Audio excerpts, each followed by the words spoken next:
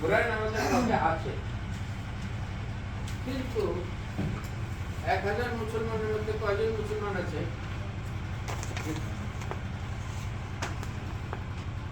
কোরআনের আলো পেয়েছে?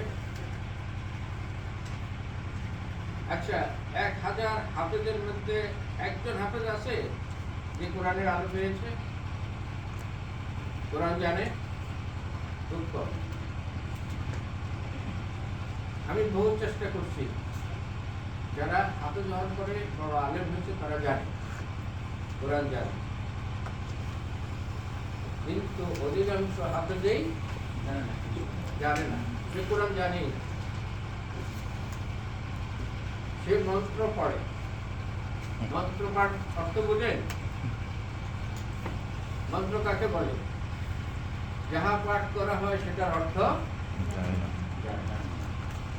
হাফেজরা মন্ত্র পাঠ করে অধিকাংশ,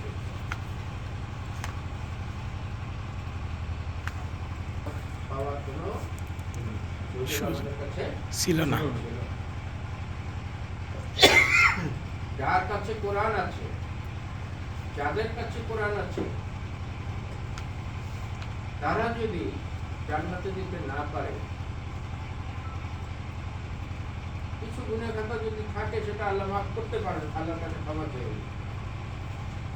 তারা যদি জান্নাতে যেতে না পারে, তাহলে তাদের চাইতে বড় দুর্ভাগ্য আর কেউ আছে? না, আর কেউ নাই।